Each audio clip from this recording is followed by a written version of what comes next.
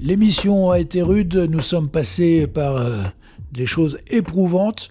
Cette histoire de Rwandais d'en fait entrer l'enculé, c'était pas de la sucrète. Bien sûr, des millions d'hommes sont partis vers l'Amérique. Et arrivés dans ce pays, il y a ce roseau maudit, la canne à sucre. Je vous propose de nous élever tous ensemble spirituellement.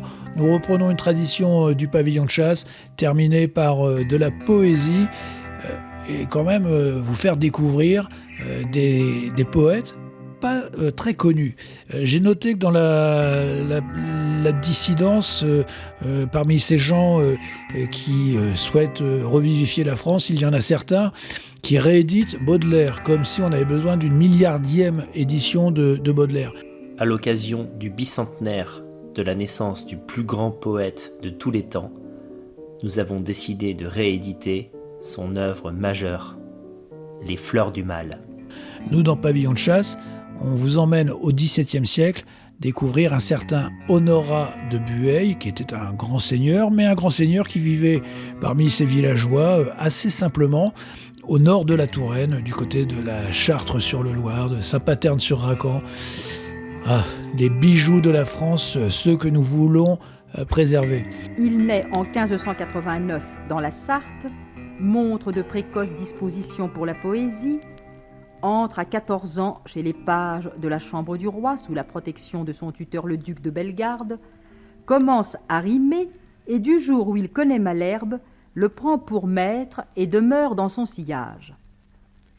Racan reste peu de temps à la cour, quitte Paris pour la vie militaire mais ne participe qu'à 2 campagnes, publie ses premiers vers en 1618, est reçu un moment dans la société précieuse où les beaux esprits n'apprécient guère sa timidité, son bégaiement, ses gaucheries de provincial, s'éprend vainement et longtemps de la marquise de Termes pour laquelle il écrit ses bergeries, son premier grand succès, et, n'ayant pu obtenir la main de cette belle Arténis, épouse Madeleine Dubois dont il aura 5 enfants. Il hérite de la duchesse de Bellegarde et s'attire alors d'interminables procès. Il quitte l'armée, se retire en Touraine, est reçu à l'Académie en 1635, où il a quelques amis, rédige l'adaptation de psaumes en vers français, compose des odes sacrées, entreprend une vie de Malherbe et meurt octogénaire à Paris en 1670, laissant inachevée la publication de ses œuvres.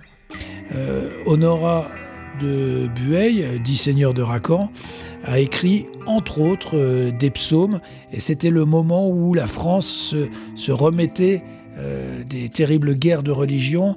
Ces psaumes sont très marqués par l'opposition entre les catholiques et les protestants, et évidemment Racan était un seigneur royaliste. Avant d'entendre le premier psaume de Racan mis en son par notre ami Scrépy, je vous propose un document rarissime. Il s'agit d'un cantique de Noël. Le texte avait été écrit par Racan, puis mis en son par divers musiciens. Et ce document avait été diffusé au début des années 50 dans une émission qui était produite par Philippe Soupeau. Philippe Soupeau, grand poète surréaliste. Comme quoi tous les chemins finissent dans les médias. Ah putain, qu'est-ce que ça fait du bien. Une bonne branlette, une bonne branlette. Un petit peu de musique sur le cantique de Noël de Racan, et puis Au cœur des ténèbres avec Scrépy.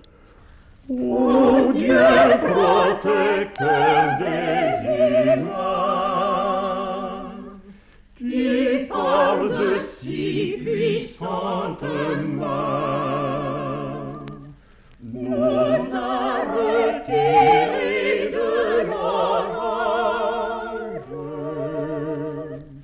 sois à jamais notre support, et ne laisse point ton naufrage, ce que ta grâce en mise au corps.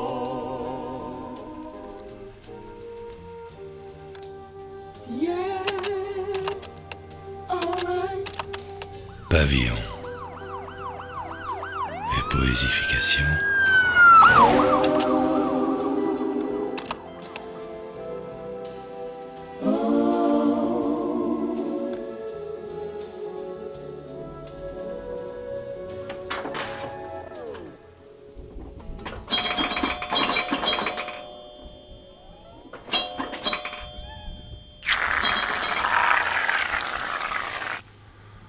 Ô bienheureux, celui qui prit dès son printemps la vertu pour objet de ses premières flammes, et qui n'a point hanté les forts esprits du temps, dont la contagion perd les corps et les âmes.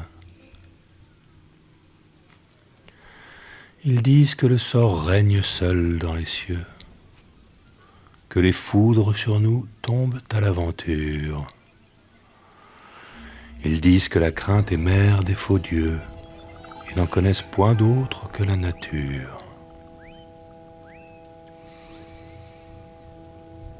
Ce poison des esprits corrompt toute ma cour, et l'âme, dont la foi n'en est point pervertie, avec l'Éternel s'entretient nuit et jour, et rend grâce aux bontés qu'il en ont garanties.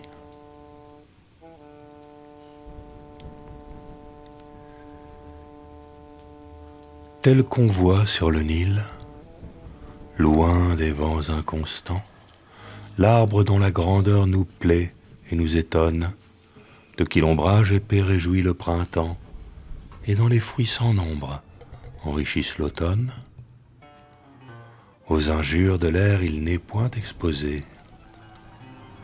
Son tronc est vénérable en la côte voisine, et, par les pures eaux dont il est arrosé, produit des rejetons dignes de sa racine. Ainsi l'homme qui fuit l'abord des médisants et chemine en la voie où le Seigneur l'adresse, de l'honneur qu'il acquiert en l'avril de ses ans, a pour sa récompense une heureuse vieillesse. Il met son assurance en la divinité. Il lui fait de son cœur son offrande et son temple, et sa vertu renaît en sa postérité par sa saine doctrine et par son bon exemple. Mais tout l'heure des méchants, leur gloire et leur plaisir s'envolent comme font les sables des rivages, qui servent de jouet à ces jeunes zéphyrs qui ne sont point encore employés aux orages. De ces cœurs endurcis, les cris sont superflus. Dieu rendra leur langueur sans fin et sans pareil. Leurs pleurs et leurs soupirs ne le toucheront plus. Sa justice est pour eux sans yeux et sans oreilles.